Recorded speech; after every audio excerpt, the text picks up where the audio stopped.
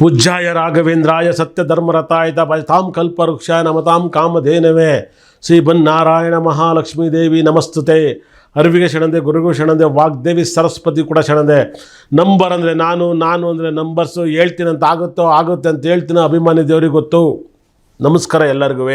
ಮಿಥುನ ರಾಶಿಯಲ್ಲಿ ಆರಿದ್ರ ನಕ್ಷತ್ರ, ಮೃಗಶಿರ ನಕ್ಷತ್ರದಲ್ಲಿ, ಪುನರ್ವಸು ನಕ್ಷತ್ರದಲ್ಲಿ ಯಾರು ಹುಟ್ಟಿರ 100% ನಿಮ್ಗೆ ಹೇಗಿರುತ್ತೆ? ಮಿಥುನ ರಾಶಿ ಅಧಿಪತಿ ಬುಧಗ್ರಹನೇ ಆಗಿರ್ತಾನೆ, ಬುಧಗ್ರಹ ಅಧಿಪತಿ ಆಗಿರ್ತಾನೆ. ಶನಿ ನಿಮಗೆ 8ನೇ ಮನೆ ಅಧಿಪತಿಗೆ 10ನೇ ಮನೆಗೆ ಬಂದಿದ್ದಾನೆ. 8ನೇ ಮನೆ 10ನೇ ಮನೆ ಅಧಿಪತಿ ಆಗಿರೋದ್ರಿಂದ ನಿಮಗೆ 8ನೇ ಮನೆ ಅಧಿಪತಿ 8 ಬಂದಿರೋದ್ರಿಂದ 9ನೇ ಮನೆ ಅಧಿಪತಿ 10ನೇ ಮನೆಗೆ ಬಂದಿದ್ದಾನೆ.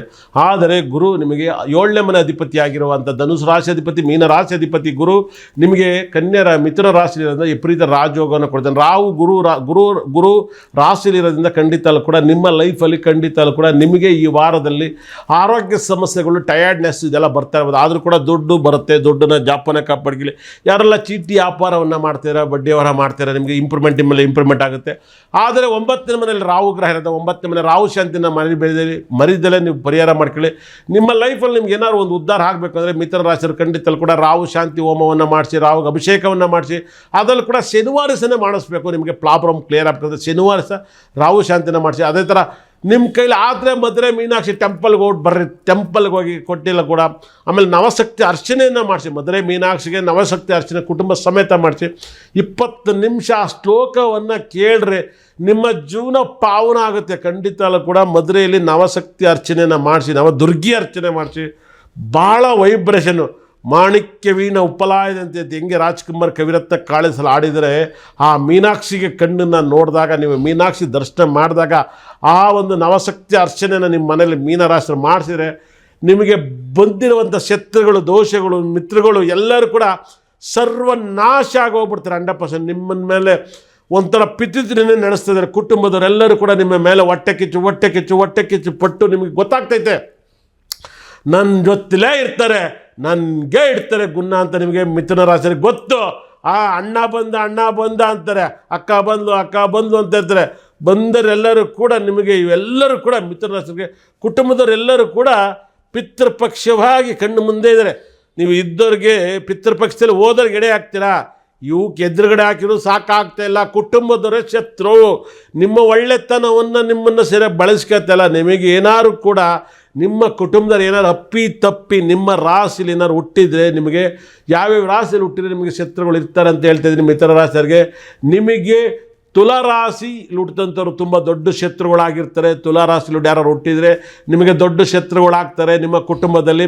ಅದೇ ರೀತಿಯಲ್ಲಿ ನಿಮಗೆ ಬರುವಂಥ ಮಕರ ರಾಶಿಲಿ ಯಾರು ಹುಟ್ಟಿದರೆ ನಿಮಗೆ ದೊಡ್ಡ ಶತ್ರುಗಳಾಗ್ತಾರೆ ಮಕರ ರಾಶಿಲಿ. ಅದೇ ಥರ ವೃಷಭ ರಾಶಿಲಿ ಯಾರು ಹುಟ್ಟಿದರೆ ನಿಮಗೆ ತುಂಬ ಪ್ರಾಬ್ಲಮ್ ಇರ್ತಾರೆ. ನಿಮಗೆ ನೋಡಿ ಈ ವಾರ ಗಂಡಾಂತರ ಬರೋದೇ ಇವರಿಂದ. ಒಂದು ತುಲಾರಾಶಿ, ಒಂದು ಮಕರ ರಾಶಿ, ಒಂದು ವೃಷಭ ರಾಶಿ. ಇವರಿಂದ ನಿಮಗೆ ಬರಬಾರ್ದು ತೊಂದರೆ ಬರುತ್ತೆ. ನಾನು ಏನು ಅವ್ರ ಋಣ ತಿಂದಿದ್ದೀನಿ, ಏನು ಅವ್ರಿಗೆ ಅನ್ಯಾಯ ಮಾಡಿದ್ದೀನಿ, ಯಾಕೆ ನನ್ನ ಮೇಲೆ ಇಷ್ಟು ಮಚ್ಚೆ ಮೆರೆಸ್ತವ್ರೆ ಅಂತೇಳಿ ವೃಷಭ ರಾಶಿಯವರು, ತುಲಾ ರಾಶಿಯವರು, ಮಕರ ರಾಶಿಯವರು ಕಂಡ್ರೆ ಎಚ್ಚರವಾಗಿರಿ. ಅವರಿಂದ ನಿಮಗೆ ಆಪತ್ತಿದೆ, ತೊಂದರೆ ಇದೆ ಅಂತ ಹೇಳ್ತಾ ಇದೆ. ನೀವು ಕೇರ್ಫುಲ್ ಆಗಿರಬೇಕು. ನಿಮಗೆ ಶುಕ್ರ ಗ್ರಹ 3ನೇ ಮನೆಯಲ್ಲಿದ್ದಾನೆ. ಅಂದರೆ ಪಂಚಮಾಧಿಪತಿಯಾಗಿರುವಂಥ ವ್ಯಯಸ್ಥಾನಾಧಿಪತಿ 3ನೇ ಮನೆಗಿದ್ರೆ ನಿಮಗೆ ಗಂಡಾಂತರ ಇದೆ ಅಂತ ಹೇಳುತ್ತೆ. 3ನೇ ಮನೆಯಲ್ಲಿ ಶುಕ್ರ ಆಗಿದ್ದರೆ ಆತ್ಮೀಯವಾಗಿ ನಿಮ್ಮನ್ನು ಮಾನ ಮರಿ ತೆಗಿತಾರೆ. ನಿಮ್ಮ ಕ್ಯಾರೆಕ್ಟರ್ ಬಗ್ಗೆ ಮಾತಾಡ್ತಾರೆ, ನಿಮ್ಮ ಕೆಟ್ಟದ್ದು ಮಾತಾಡ್ತಾರೆ. ನಿಮ್ಮದು ಮಾತಾಡಿಲ್ಲ ಅಂದ್ರೆ ಅವ್ರಿಗೆ ಜೀರ್ಣನೇ ಆಗಲ್ಲ ರೀ. ನಿಮ್ಮದನ್ನು ಮಾತಾಡಿಲ್ಲ ಅಂದ್ರೆ ಅವ್ರಿಗೆ ಜೀರ್ಣನೇ ಆಗಲ್ಲ. ತಿಂದಿದ್ದನ್ನು ಜೀರ್ಣ ಆಗಲ್ಲ. ಖಂಡಿತ ಕೂಡ ಬಾತ್ರೂಮಿಗೆ ಹೋದ್ರೆ ನಿಮ್ಮದೇ ಯೋಚನೆ ಮಾಡ್ತಾರೆ, ದೇವ್ರ ಹತ್ರ ಹೋದರೂ ನಿಮಗೆ ಯೋಚನೆ ಮಾಡ್ತಾರೆ, ಯಾವ್ದಾರ ಫಂಕ್ಷನಿಗೆ ಹೋದ್ರೆ ನಿಮ್ಮ ಬಗ್ಗೆನೇ ಮಾತಾಡ್ತಾರೆ. ನಿಮಗೆ ಕಿವಿ ಬಿದ್ದು ತಲೆ ಕೆಟ್ಟೋಗೈತೆ. ಇದಕ್ಕೆ ನಿಮಗೆ ಬೇಕಾದಂಥ ಪರಿಹಾರ ಮದುವೆ ಮೀನಾಕ್ಷಿಗೆ ಹೋಗಿ ನವದುರ್ಗಿ ಅರ್ಚನೆ ಮಾಡ್ಬೇಕಾದ್ರೆ ಅವ್ರ ಹೆಸರನ್ನ ಸಂಕಲ್ಪ ಮಾಡಿ, ನನ್ನ ಮೇಲೆ ಹಿಂಗೆ ಮಸೀತಾವ್ರೆ ದೇವರೇ ಮೀನಾಕ್ಷಿ, ಅವ್ರನ್ನ ನೋಡ್ಕೊಂತ ಕೈ ಮುಗ್ಮರಿ, ಅಲ್ಲಿಗೆ ನಿಮ್ಮ ಪಾಪ ಖಂಡಿತ ಕ್ಲಿಯರ್ ಆಗುತ್ತೆ. ಯಾರೆಲ್ಲ ನಿಮ್ಮ ಮಕ್ಕಳಿಗೆ ನೇಮನ್ನು ಇಡಬೇಕು ಅಂತ ಹೇಳಿದ್ರೆ ಖಂಡಿತ ಕೂಡ ನೇಮ್ ಇಡೋಕ್ಕೆ ನಮ್ಮ ಸಂಸ್ಥೆಗೆ ಫೋನ್ ಮಾಡಿ. ನಿಮ್ಮ ಮಕ್ಕಳಿಗೆ ನೇಮ್ ಇಡೋಕ್ಕೆ ಅದೇ ಥರ ಸಂಸ್ಥೆ ನಂಬರ್ಗೆ ಫೋನ್ ಮಾಡಿ. ನಿಮ್ಮ ಮೊಬೈಲ್ ನಂಬರ್ ಸರಿ ಇದೆಯಾ ಇಲ್ವೋ ಅದನ್ನು ತಗೊಳಕ್ಕೆ ಫೋನ್ ಮಾಡಿ. ನಾವು ಒಳ್ಳೆ ನಂಬರ್ ಕೊಡ್ತೀವಿ. ಗಾಡಿ ನಂಬರ್ ಚೆನ್ನಾಗಿದೆಯಲ್ವ ಅದನ್ನು ತಗೊಳಕ್ಕೆ ಫೋನ್ ಮಾಡಿ. ವೆಹಿಕಲ್ ನಂಬರ್ ಸರಿ ಇದೆಯಾ ಇಲ್ವೋ ಚೆಕ್ ಮಾಡೋಕ್ಕೆ ಫೋನ್ ಮಾಡಿ. ಯಾವ ಗಳಿಗೆಯಲ್ಲಿ ತಗೋಬೇಕಂತ ಯೋಗಕ್ಕೆ ಫಾಲೋ ಮಾಡಿ. ನಿಮ್ಮ ಮಕ್ಕಳು ರಾಜಯೋಗದ ಮಕ್ಕಳು ಹುಟ್ಟಿಲ್ಲ, ನಿಮಗೆ ಬಡತನ ಕಾಡ್ತಿದೆ, ನಿಮ್ಮ ತಾತ ಮುತ್ತಾತ ನಿಮ್ಮ ಅಪ್ಪ ನೀವು ಎಲ್ಲ ಕಷ್ಟದಲ್ಲಿ ಬೀಳ್ತಾ ಇದ್ದೀರಾ. ಎಲ್ಲ ಗ್ರಹಗಳೇ ನಿಮ್ಮನ್ನು ಕಾಪಾಡೋದು ದೇವರು. ಆಮೇಲೆ ಗ್ರಹಗಳಿಂದ ನಿಮಗೆ ಯೋಗ ಬರಬೇಕಂದ್ರೆ ಹುಟ್ಟಬೇಕಾದ್ರೆ ಮಕ್ಕಳಿಗೆ ಬುಧ ಗ್ರಹ ಎಲ್ಲಿರಬೇಕು, ಗುರುಗ್ರಹ ಎಲ್ಲಿರಬೇಕು, ಶನಿಗ್ರಹ ಎಲ್ಲಿರಬೇಕು, ರಾಹು ಕೇತು ಎಲ್ಲಿರಬೇಕು, ಕುಜಗ್ರಹನ ಎಲ್ಲಿರಬೇಕು, ಸೂರ್ಯ ಎಲ್ಲಿರಬೇಕು, ಇವರೆಲ್ಲರೂ ಕೂಡ 9 ಗ್ರಹಗಳು ಕೂಡ ಇರೋ ಜಾಗದಲ್ಲಿದ್ದರೆ ರಾಜಯೋಗವನ್ನು ಕೊಡ್ತಾರೆ. ಯಾವ ರಾಜಯೋಗದಲ್ಲಿ ಮಗು ಹುಟ್ಟಿರೋ ರಾಜಯೋಗ ಬರುತ್ತೆ, ಅಂಥ ರಾಜಯೋಗದ ಮುಹೂರ್ತ ಬೇಕಂದರೆ ಆರ್ಯವರ್ಧನ ಸಂಸ್ಥೆಗೆ, ಆರ್ಯವರ್ಧನ ಆಫೀಸಿಗೆ ನೀವು ಕಾಣ್ತಿರೋ ನಂಬರ್ಗೆ ಕರೆ ಮಾಡಿ. ನೀವು ಯಾವುದೇ ಊರಲ್ಲಿರಲಿ, ನಿಮಗೆ ವಾಟ್ಸಪ್ಪಲ್ಲಿ ಇಂಥ ಟೈಮಲ್ಲಿ ಮಗು ಹುಟ್ರೆ ಇಂಥ ರಾಜಯೋಗ ಬರುತ್ತೆ. ನಿಮ್ಮ ಮನೆಗೆ ರಾಜಯೋಗ ಜಾತಕವನ್ನು, ಈ ದೇಶದ ಪ್ರೈಮ್ ಮಿನಿಸ್ಟರ್ ಜಾತಕ ಬೇಕಾ, ಈ ದೇಶದಲ್ಲಿ IAS ಆಫೀಸರ್ IPS ಆಫೀಸರ್ ಒಂದು ದೊಡ್ಡ ಕಂಪ್ನಿ ಓನರ್ ಆಗಬೇಕಾ, ಅಂಥ ಟೈಮಲ್ಲಿ ಅಂಥ ಗ್ರಹಗಳು ಏನೆಲ್ಲ ಫಲ ಕೊಡ್ತೀರಾ ಅಂಥ ಟೈಮಿನ ಮುಹೂರ್ತನ ನಮ್ಮಲ್ಲಿ ಸಿಗೋದ್ರಿಂದ ನೀವು ಫೋನ್ ಮಾಡಿ ಆ ಮುಹೂರ್ತದ ಟೈಮನ್ನು ಟಕ್ ಅಂತ ಕೊಡ್ತೀನಿ. ಖಂಡಿತ ಕೂಡ ಆ ಟೈಮಲ್ಲಿ ಮಗು ಹುಟ್ಟಿದ್ರೆ ರಾಜಯೋಗ ಬರುತ್ತೆ. ಯಾವ ಗಳಿಗೆಯಲ್ಲಿ ಹೊಸ ಮನೆಗೆ ಹೋದರೆ ಯೋಗ ಬರುತ್ತೆ. ಎಲ್ಲ ಮುಹೂರ್ತನೂ ಕೂಡ ನಮ್ಮಲ್ಲಿ ಸಿಗುತ್ತೆ.